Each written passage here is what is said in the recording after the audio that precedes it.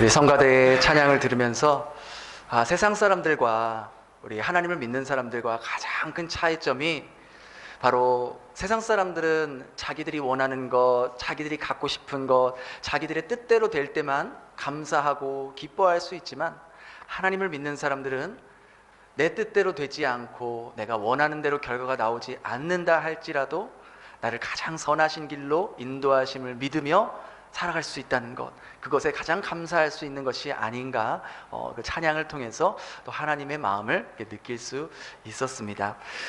우리는 지난주 복음의 파수꾼이라는 내용으로 함께 말씀을 나눴습니다.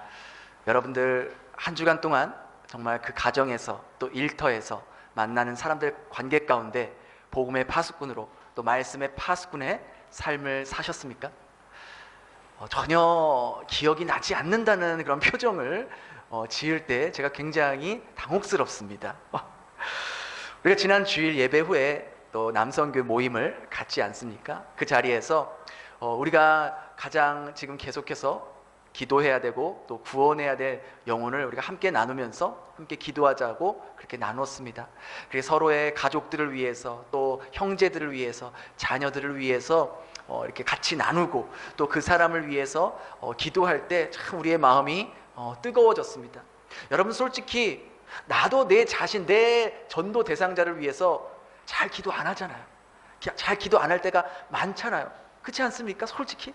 근데 나도 아닌 남이, 다른 사람이 나의 전도 대상자를 위해서 기도해 준다는 거, 그거 얼마나 큰 아름다운 일이고 정말 예수님께서 보시기에 기뻐하신 일이 아니겠습니까?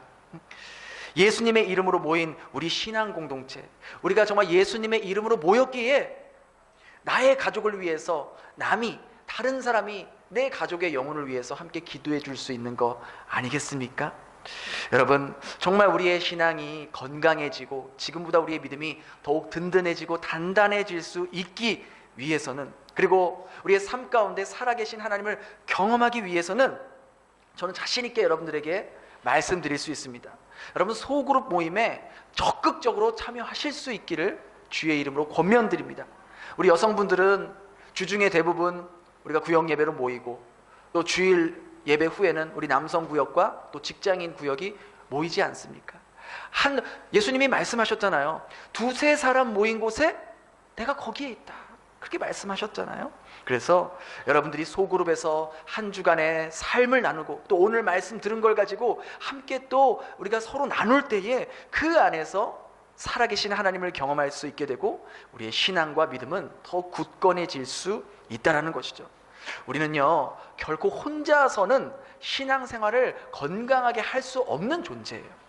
나 혼자서 와서 예배 드리면 됐지 뭘 또 더 해야 돼 라고 생각하시는 분도 계시겠지만, 그런 분들 스스로에게 한번 물어볼 수 있길 바랍니다. 지금 나의 믿음과 나의 신앙의 모습이 어떠한지, 정말 건강하게 그리스도의 몸된 교회로서 내가 정말 이 교회의 지체로서 잘 성장하고 있는가, 아니면 그리스도의 몸된 교회와는 상관없이 마치 나무에서 나뭇가지가 붙어 있지 못해서 떨어져 나간 것처럼 신앙생활을 해도 기쁨도 없고 점점 영혼이 메말라가고 있지는 않는가? 하나님께서는 바로 저와 여러분을 이 베델교회 공동체로 부르셨고 또 함께 예배드리는 신앙 공동체로 부르셨습니다. 그리고 하나님은 여러분들이 이 베델교회 안에서 하나님을 향한 믿음이 더 깊어지기를 원하시고, 여러분이 이 베델 공동체, 신앙 공동체 안에서 더 풍성한 하나님의 은혜를 경험하기를 간절히 원하신다는 거예요. 마치 나뭇가지가 나무에 잘 붙어 있어야 수분과 영양분을 그 나무를 통해서 공급받아서 싹이 트고 또 꽃이 피고 열매가 맺혀지듯이, 여러분들이 이 교회의 안에서 잘 붙어 있을 때에 교회를 통해서 영적인 수분과 영적인 영양분들이 여러분들에게 전달되어서 여러분들의 믿음에 싹이 트고 또 꽃이 피고 또 성령의 열매가 맺혀지게 된다는 거예요. 하나님은요, 그만큼 이 교회를 중요하게 여기시고 특별하게 아끼신다는 거예요. 왜 그런지 아세요? 우리 28절 하반부에 그 답이 있어요. 우리 28절 한번 같이 읽겠습니다. 시작. 하나님이 자기 피로 사신 교회를 보살피게 하셨느니라. 하나님이 이 교회를 여기실 때 어떻게 여기셨대요? 어떤 교회라고 하세요? 자기 피로 사신 교회래요. 자기 피로. 하나님의 아들 예수 그리스도께서 온 인류를 위해, 온 교회를 위해 십자가에 죽으시고 흘리신 그 피값으로 교회를 세우셨다는 거예요. 예수님께서 십자가에서 피를 흘리셨기 때문에 비로소 이 교회가 세워질 수 있다는 거예요. 그러니 이 베델교회 역시 예수 그리스도께서 십자가에서 흘리신 피로 세워진 교회, 우리는 그렇게 믿고 그렇게 고백하는 신앙 공동체라는 겁니다. 하나님께서 자기 피로 세우셨기에 이 교회만큼 하나님께 중요한 것도 없다라는 것이죠. 하나님께서 지불하실 수 있는 가장 값비싼 것을 지불해서 세운 것이 바로 이 교회라는 거예요. 그러니 하나님은 이 교회를 통해서 당신의 구원 계획을 이루어 가시고 우리 각자 한 사람의 믿음과 신앙이 더 깊이 세워지길 바라는 겁니다. 그래서 바울은요, 에베소 장로들에게 이렇게 강조하며 말했어요. 우리 18절을 전체를 한번 같이 읽겠습니다. 시작. 여러분은 자기를 위하여 또는 온 양떼를 위하여 여러분을 감독자로 삼고 하나님이 자기 피로 사신 교회를 보살피게. 지금 바울은 이제 에베소 장로들에게 하나님께서 자기 피로 사신 이 중요한 교회를 맡아서 이끌 감독자를 세우셨다고 하셨어요. 우리말로 번역된 이 감독자는 관리자 혹은 보호자를 뜻하는 단어입니다. 오늘날로 말하면 목회자를 말하는 것이죠. 그런데 보세요. 이 감독자를 누가 세웠대요? 성령이 세웠대요. 사람이 세웠다고 합니까? 교단이 세웠다고 합니까? 아니죠. 성령이 이 감독자를 세웠다고 하는 거예요. 이건 굉장히 중요한 증언입니다. 목회자는 성령이 세운 교회의 감독자이자 지도자를 말하는 거예요. 교회가 하나님께서 피값으로, 주님의 피값으로 세우신 공동체라는 것을 믿는다면 목회자 역시 성령께서 세우신 직분이라는 것을 믿음으로 받아들이는 사람들이라는 거예요. 그러하기에 성경에서 목회자들을 존경하고 목회자들의 가르침과 권고를 가벼이 여기지 말라고 성경은 증언하고 있는 거예요. 우리 디모데전서 6장 17절 한번 같이 읽겠습니다. 시작. 잘 다스리는 장로들은 배나 존경할 자로 알되 말씀과 가르침에 수고하는 일에게는 더욱 그리할 것이요. 여기서 나오는 장로들 마찬가지로 감독자 또 목회자를 나타내는 단어입니다. 목회자가 잘나서 혹은 목회자가 뭐 성직자니까 존경하라는 말이 아니에요. 목회자 역시 죄 많은 인간일 뿐이고요, 어떤 면에서는 성도들보다 더 믿음이 안 되는 연약한 모습을 보일 때가 더 많은 게 목회자예요. 그럼에도 불구하고 성경은 목회자를 존경하라는 이유가 있는 거예요. 그 이유는 그 교회의 목회자를 세운 분이 바로 성령 하나님이기 때문이라고 성경은 증언하고 있는 것입니다. 하나님께서 세운 사람을 함부로 대하거나 목회자의 권고와 권면을 가벼이 여겨서는 안 되는 이유 역시 그 사람 때문이 아니라 그 사람을 세우신 그분이 성령 하나님이시기 때문이라고 말하고 있다는 것이죠. 목회자 역시 자신이 성령 하나님으로 인해 세움을 받은 존재라는 것을 잊지 않고 사역하는 그러한 사역자만이 성도들의 존경과 또 섬김 속에서도 교만해지지 않고 성도들의 존경과 섬김을 당연히 여기지 않고 늘 겸손하게, 그리고 당연한 것은 하나도 없다는 것을 늘 기억하면서 언제나 겸손하게 낮은 자세의 모습으로 자신에게 맡겨진 양떼와 교회를 위해 최선을 다해 사역할 수 있게 된다는 것입니다. 많은 목회자들이 처음에는 겸손한 모습으로 낮은 자세로 목회를 하다가도 점점 시간이 지나면서 자신을 세우신 분이 성령 하나님이라는 것을 잊어버리고 자기 마음대로 자기가 원하는 대로 교회를 좌지우지하려 하고 종교 지도자라는 직책을 남용하여 성도들을 자신의 탐욕을 채우기 위해 수단과 도구로 전락해버리는 목회자들이 너무나도 많다는 것이죠. 자신이 마치 하나님이 된 양, 하나님 자리에 앉아서 자기 말을 따르지 아니하면 하나님 말에 순종하지 아니한 것처럼 성도들에게 그렇게 말하고 지속적으로 성도들에게 오늘날 말로 가스라이팅을 하는 그런 목회자들이 많다는 거예요. 그래서 모든 목회자가 성령으로 세움받은 목회자는 아니라는 것입니다. 얼마든지 인간적인 수단과 방법으로도 목회자가 될 수 있다는 거예요. 또한 처음에는 성령으로 세움을 받았다 하더라도 시간이 지나면 변질되고 타락하는 목회자가 될 수도 있습니다. 그럼 어떻게 성령께서 세우신 목회자라는 것을 우리가 알 수 있느냐? 그 사람의 열매를 보면 알 수 있다고 예수님께서 말씀하셨어요. 양떼를 위해 헌신하고 한 사람이라도 주님의 제자로 세우기 위해서 최선을 다하고 있는 그런 사람이라면 성령이 세운 사람이라고 우리가 믿음으로 받아들일 수 있다는 것이죠. 그러나 성도들을 자신의 욕망을 채우기 위해 수단으로 여기고 성도들에게 시험에 들게 하고 교회를 분란과 분열을 일으키는 목회자라면 성령이 세운 사람이 아닐 것입니다. 하나님께서 너무나도 중요하게 여기시고 당신의 핏값으로 세우신 이 교회를 와해시키고 분열시키는 사람은 결코 성령이 세운 사람이라고 말할 수 없다라는 것이죠. 저는 정말 이 베델교회가 예수님의 핏값으로 세워진 교회이고 성령의 열매가 맺혀지고 있는 교회라고 저는 확신합니다.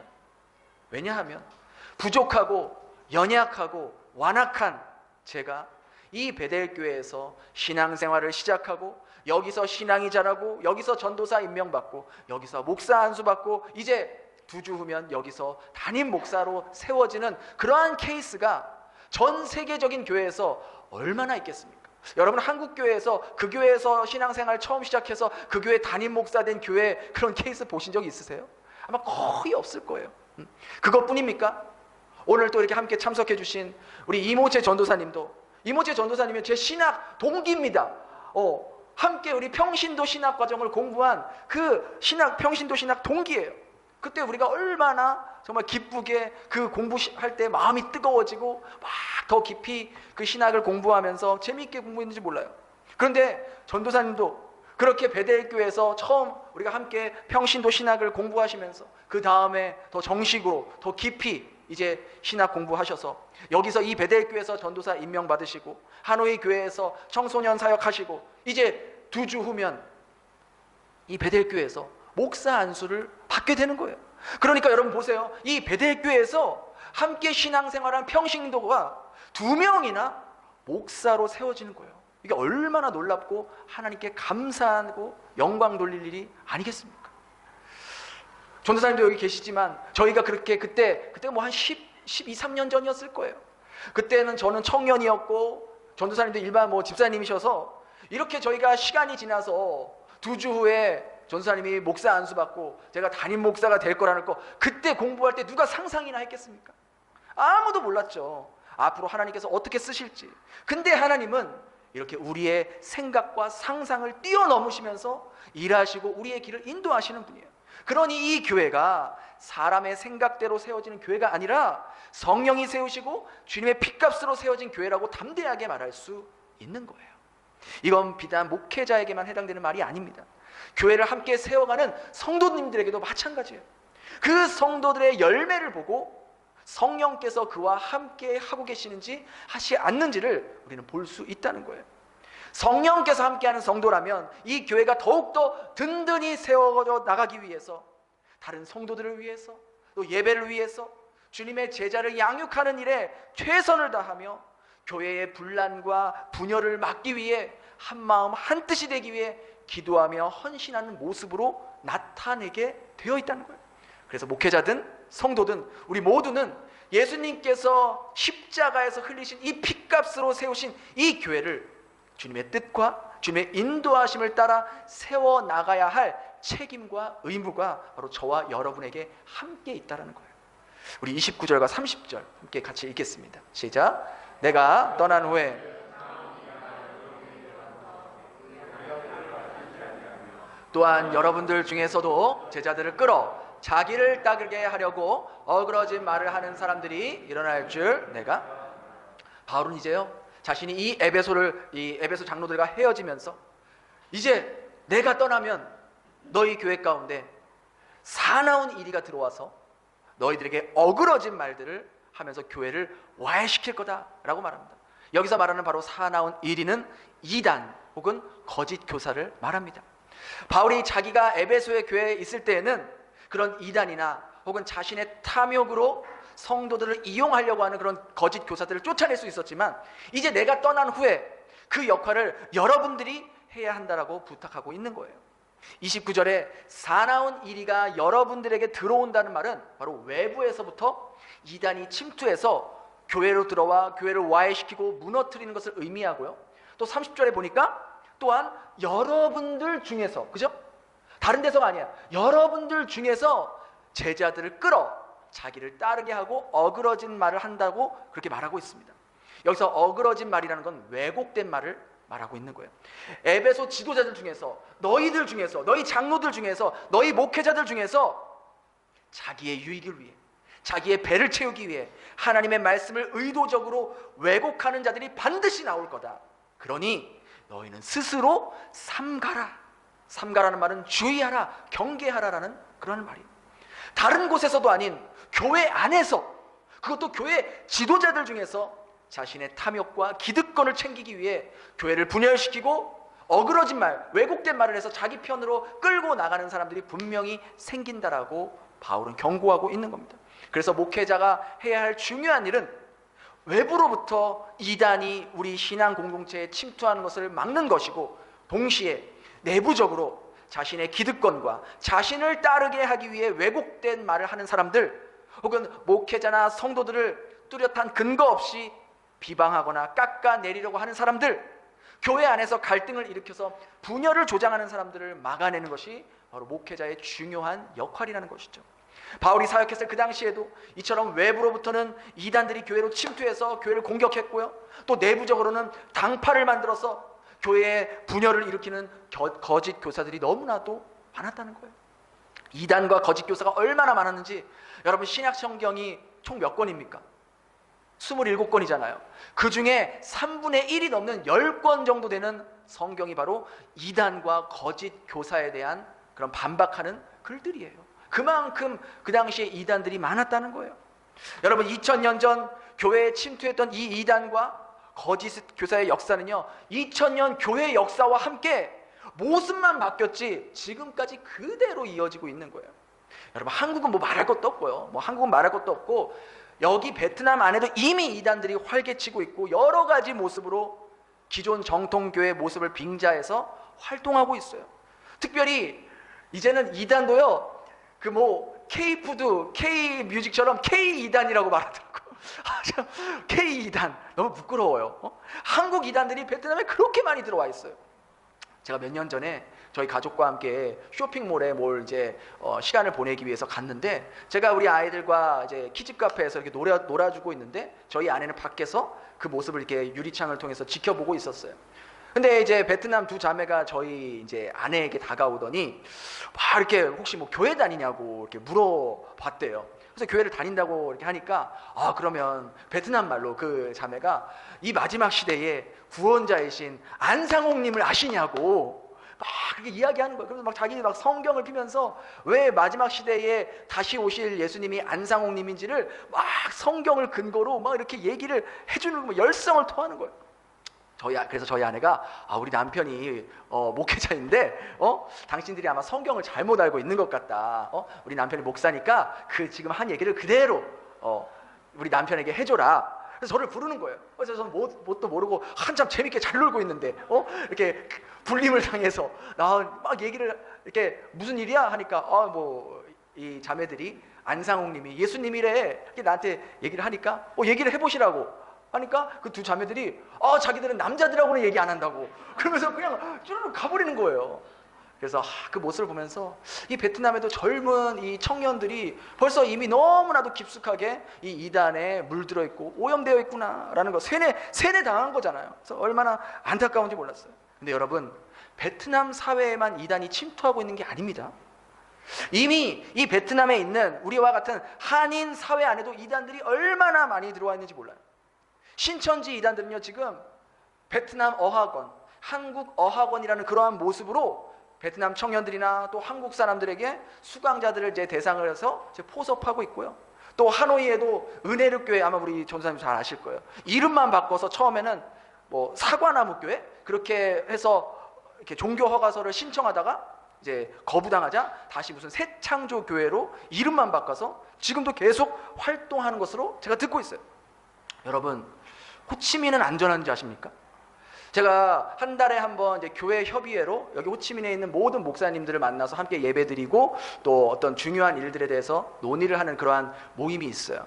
근데 지난달에, 오래전 얘기도 아니야, 지난달 이제 4월달 교회 협의회에서 그 교회 협의회 회장님이신 그 주한교회 목사님이신데, 그 목사님이 지금 호치민 7군 롯데마트 근처에서 이 구원파 이단이요 건물을 렌트하고 종교 허가서를 신청했다는 이야기를 그 협의회 자리에서 하셨어요. 그래서 이 구원파에 속해 있는 이 사람들이요 이미 한국학교, KIS, 중고등부 교사로 동아리 수업 및 특수반에 속해 있어서 학생들에게 영향을 주고 있다고 제가 이 목사님에게 직접 들었어요. 이 교사가 학생이나 학부모들에게 학원도 소개시켜 주는데 그 학원 강사도 다 여기 구원파에 속해 있는 다 사람이에요. 다 연결이 되어 있는 거예요. 조직망이. 그래서 지금 교회 협의회가 이 상황을 심각한 상황으로 받아들여서 얼마 전에 종교성을 방문해서 면담을 하면서 이 사람들은 한국에 이미 이단으로 규정된 곳이다. 교회 허가가 나오면, 이 베트남에서 교회 허가가 나오면 굉장히 한인 사회뿐만 아니라 베트남 사회에도 아주 적지 않은 파장이 미쳐지게 될 거다라고 그렇게 이제 전해주고 왔다고 합니다. 여러분, 이처럼 이단은요 이미 우리가 살아가는 이 모습 속에서 여러분이 모르는 사이에 이미 깊이 침투하고 있고 잠식하고 있어요. 언제 어떻게 우리 아이들과 우리 아내와 우리 남편과 우리 교회에 침투할지 모른다는 거예요. 저도 신앙생활을 처음 했을 때 이 호치민에서 이 구원파에 잠시 빠졌었거든요.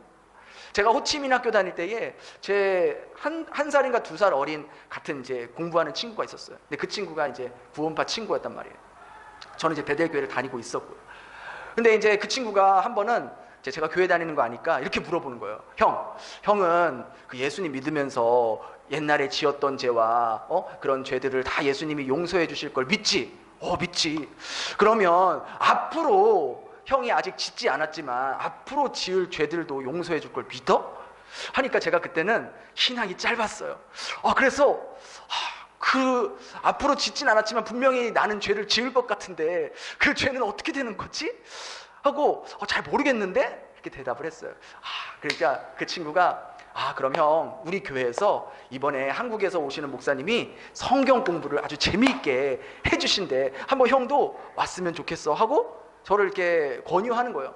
그래서 뭐 주중에 하는 거라서 그래 뭐 성경 배운다는데 그래 뭐 다른 교회 가서 잠깐 배울 수 있지 하고 그래 갔어요. 그런데 너무 재미있게 성경을 가르쳐 주는 거예요. 일반 기존 교회에서는 들을 수 없는 막 영상을 팍 틀어주면서 666에 대해서 바코드는 절대 받으면 안 된다고 그러면서 막 휴거 막 사람이 막 날아가고 없어지고 막 그런 걸 막 영상으로 보여주면서 너무 막 쏙쏙 빠지게 그것도 성경을 근거로 막 얘기를 해주고 있는 거예요. 그래서 제가 여기가 진짜다. 내가 그동안 진리를 찾지 못했어. 내가 정말 진짜를 찾았어. 그리고 거기에 이제 좀 열심히 한두 주 정도 이렇게 공부도 하러 가고 이렇게 빠졌어요. 이 교회가 진짜구나라는 것을 느껴서요. 꼭 그렇잖아. 이단에 빠진 사람들이요 마치 진짜를 찾은 것처럼 그렇게 빠질 때가 많아요. 그래서 제가 그동안 제가 그때 아마 이 베델교회를 한 1년, 2년 정도 다녔던 것 같아요. 한 1년, 1년 반? 그래서 이제 이 베델교회를 떠나야겠다. 내가 진짜 진리를 찾으러 가야겠다 하고 진짜 한 2, 3주 이렇게 옮겼어요. 그 교회에 참석하고. 그리고 그때 저기 계신 우리 한상우 집사님이 저의 룸메이트였거든요. 그래서 제가 우리 한 집사님하고 그 얘기를 하루 종일 했어요. 야 상우야, 내가 진리를 찾았어. 내가 진짜를 찾았어. 야, 내가 잘 알아본 다음에 너한테도 알려줄 테니까 좀만 기다려 하고 밤새도록 그렇게 이야기를 막 했었거든요. 제가 청년 때. 그래서 제가 한 2, 3주 예배 참석을 안 했어요, 이 교회에.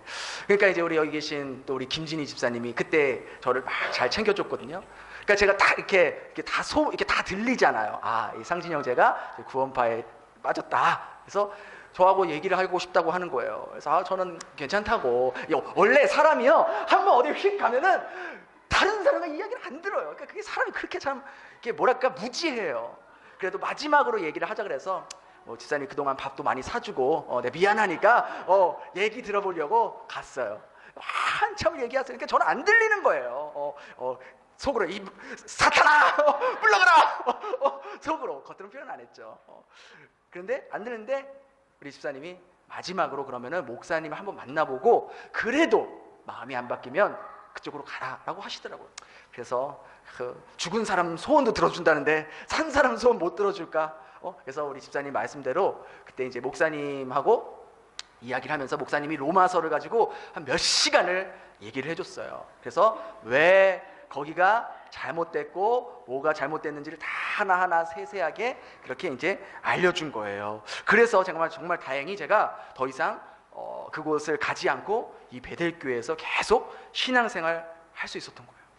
그러니까 저는요, 저를 그렇게 올바로 진리의 말씀으로 이끌어준 목사님에게 너무 감사했지만 정말 저를 끈질기게 포기하지 않고 올바른 진리로 갈 수 있도록 마음을 써주시고 자기의 시간과 에너지를 쓰면서 또 얼마나 저를 위해서 기도했겠어요. 저 불쌍한 청년이 올바른 길로 갈 수 있게 해달라고 얼마나 기도하셨겠어요. 만일요 제가요 그때 그 구원파에 빠졌으면요 제 기질상 저는 호치민 본부장 됐었을 거예요. 구원파 아마 두목 정도는 됐을 거예요. 그런 제가 이렇게 베델교회에서 이렇게 목회자의 길을 갈 수 있는 것도 저는 정말 제가 아마 목회자가 된 거를 생각하면 늘 항상 다 포인트가 있지만 그때 그날 나를 잡아주고 나에게 계속해서 권면해준 그 우리 김진희 집사님의 그 마음, 한 영혼이 잘못된 길로 가는 것을 막아주려는 그걸 보고만 있을 수 없는 그 마음, 그리고 성령이 주시는 그 마음에 순종했던 그 마음, 그게 있어서 제가 이 자리에 설 수 있다라고 저는 믿고 있어요. 그래서 여러분, 교회 공동체가 그렇게 중요한 거예요. 교회 공동체는 서로의 신앙을 지켜주고 격려해주고 잘못된 길로 가고 있으면 옳은 길로 갈 수 있도록 권면해 줄 수 있기 때문이에요. 아까도 제가 광고 시간에 말했지만 내일 모레에도 우리가 이제 한국에서 사역하는 이단 전문가 목사님이 이제 호치민에 오셔서 현재 한국에서 유행하고 있는 이단들이나 또 이 호치민에서 활동하고 있는 이단들의 모습, 또 신종 이단들도 얼마나 많은지 몰라요. 그래서 어떤 모습으로 활동하고 어떻게 접근하고 있는지에 대해서 실제적인 사례들을 말해주면서 가르쳐 주실 거예요. 저는요 정말 우리 교회를 진리의 말씀으로 지켜나가고 또 우리 사랑하는 가정들, 또 우리 이제 앞으로 대학교 보내는 엄마 아빠들 있잖아요. 걔네들이 어디서 누구 만나서 지금 아직 분별을 못하는데 이단에 빠질지 아무도 모른단 말이에요. 그래서 우리가 먼저 이단에 대해서 올바로 알고 파악하고 있어야 그러한 접근이나 공격이 왔을 때 미리 알고 대처할 수 있는 거예요. 그래서 저는 여러분에게 권면합니다. 시간이 되시는 분들은 저와 함께, 저도 갈 거예요. 그날 저도 가서 함께 가서 이단 세미나에 참석해서 우리 교회를, 또 우리 가정을, 우리 이웃들을 이단의 공격으로부터 막아내고 예방하는 시간에 참석할 수 있기를 정말 주님의 이름으로 권면합니다. 마지막으로 바울은요, 그러한 이단과 거짓 교사들로부터 에베소 성도들을 지키기 위해서 주님과 주님의 말씀에 붙잡을 것을 당부했습니다. 32절 한번 같이 읽겠습니다. 시작. 32절 시작. 지금 내가 그 말씀이 여러분을 능히 든든히 세우사 거룩하게 하심을 입은 모든 자 가운데서 기업이 있게. 바울은 지금 에베소 교회의 성도들이 그 거룩한 삶을 살고 에베소 교회가 믿음으로 든든히 세워져 가기 위해서는 카리스마 있는 지도자가 필요한 것이 아니라 요즘 교회에서 유행하고 있는 프로그램을 돌리는 것이 아니라고 했어요. 오직 뭐라 그래요? 주와 그 은혜의 말씀에 부탁한다. 여기서 부탁한다라는 의미는 의탁하다, 맡기다라는 뜻이 담겨져 있습니다. 바꿔 말하면 주님의 말씀만이 이 에베소 교회 성도들의 믿음을 굳건하게 세워주고 바로 이단과 거짓 교사들로부터 이 교회를 지켜낼 수 있다라고 바울은 강조하고 있는 거예요. 우리 베델교회가 바로 이렇게 주님의 말씀 위에 단단하게 서는 교회가 되어야 한다는 거예요. 베델교회는요, 어떤 목회자의 뛰어난 설교나 재정적으로 풍족해지거나 현대식 교회 프로그램을 도입하는 것으로 교회를 단단히 세워가려고 하면 안 된다는 거예요. 이러한 것들도 필요하지만 부차적인 거예요. 정말 중요하고 이 교회의 반석이 되는 것은 바로 주님의 은혜의 말씀 위에 서는 것, 그 말씀 위에 세워져 가야 한다는 거예요. 교회가 주님의 말씀 위에 세워져야 된다는 것은 그 교회를 구성하고 있는 여러분 각자가, 그 교회의 지체인 여러분 한 사람 한 사람이 여러분의 삶을 주님의 말씀에 의탁하고 이 베델교회가 올바른 말씀 위에 세워져 갈 때 외부로부터 들어오는 이단들과 우리 안에서 세워질 수 있는 거짓 교사들의 공격으로부터 막아설 수 있다는 거예요. 그래서 저도 우리 베델교회가 정말 다른 그 어떤 프로그램보다 매일매일 말씀 묵상하며 여러분 각자가 주님의 말씀 안에서 내 삶을 세워나가고 그 말씀 묵상을 통해서 매일 주님의 음성을 들으면서 살아가길 바라는 거예요. 우리 베델교회는요, 특별한 게 없어요. 저는 특별한 걸 할 줄도 모르고요. 저는 다만 기본에 충실하고 싶어요. 기본에 주님의 말씀 읽고 그 말씀 깊이 묵상하고 그 말씀에 순종하는 훈련하고 그 말씀 따라 살아가려고 노력하는 성도, 그런 성도들이 많이 모인 교회, 그 교회가 능히 든든히 세워지고 거룩하게 세워질 수 있다고 성경은 약속하고 있는 거예요. 가장 심플하고 가장 기본적인 거지만 가장 중요하고 가장 놓치지 말아야 하는 것, 말씀 위에 자신의 삶을 세워가는 거예요. 이것이 바로 베델교회가 앞으로도 계속해서 추구하고 가장 중요하게 여겨야 할 모습이라는 거예요. 예수님도 그렇게 직접 말씀하셨어요. 우리 마태복음 7장 24절 25절 같이 읽겠습니다. 시작. 누구든지 나의 이 말을 듣고 행하는 자는 그 집을 반석 위에 지은 지혜로운 사람 같으리니 비가 내리고 창수가 나고 바람이 불어 그 집에 부딪히되 무너지지 아니하느니 주추를 반석 위에 놓은 까닭. 여러분, 가정도 마찬가지. 여러분의 가정을 무엇으로 건강하게 세우시겠습니까? 돈으로 세우시겠습니까? 여러분이 그동안 살아왔던 지식과 경험으로 그 가정을 세우시겠습니까? 이런 것들도 부분적으로 필요하지만 정말 우리 가정을 올바로 세우고 우리 가정이 흔들리지 않는 가정이 되기 위해서는 바로 이 은혜의 말씀, 꼭 기록된 하나님의 성경 말씀으로 세워질 때만이 어려움이 오고 우리 가정에 힘듦이 오고 감당할 수 없는 아픔이 올 때에도 흔들리거나 쓰러지지 않고 버텨나갈 수 있는 하나님 보시기에 아름다운 가정으로 세워진다는 거예요. 가정도, 교회도, 일터도, 내 개인적인 삶도 마찬가지예요. 정말 여러분들에게 당부드립니다. 부모인 여러분들이 성경을 읽지 않고 성경을 묵상하지 않으면서 내 자녀에게 성경 읽으라고 큐티하라고 말씀하지 마세요. 부모인 내가 안 하면서 어떻게 내 아이에게 큐티하라고 가르칠 수 있겠어요? 부모인 내가, 부모인 여러분이 매일 말씀을 가까이 하고 그 말씀을 아이들과 나눌 때 비로소 그 아이들이 부모인 여러분들의 말에 귀를 담아듣고 여러분 말에 권위가 생겨서 순종하지 않겠습니까? 우리 가정을 주님의 말씀에 의탁할 수 있길 바랍니다. 우리 자녀들을 주의 은혜의 말씀에 의탁할 수 있길 바랍니다. 우리 개인의 삶을 주님의 말씀 위에 세워나갈 수 있길 바랍니다. 이 베델교회가 다른 그 어떤 것보다 주님과 주님의 은혜의 말씀 위에 세워지는 교회가 되도록 우리 모두 힘쓸 수 있어야 한다는 것이죠. 우리가 그렇게 각자 이번 한 주도 여러분의 삶과 가정, 일터, 교회, 또 만나는 사람들과의 관계 가운데 주님의 말씀에 의탁하며 세워나갈 때 주님은 반드시 우리와 함께 하시고 우리 삶을 통해, 우리 교회를 통해, 우리의 일터를 통해 우리 주변을 새롭게 변화시키고 여러분을 통해 새 일을 행하실 것입니다. 그러한 놀라운 주님의 약속이 저와 여러분을 향한 약속이 될 수 있기를 예수님 이름으로 축원합니다. 우리 이 시간 함께 찬양하면서 그렇게 고백하면서 기도하고 마치도록 하겠습니다.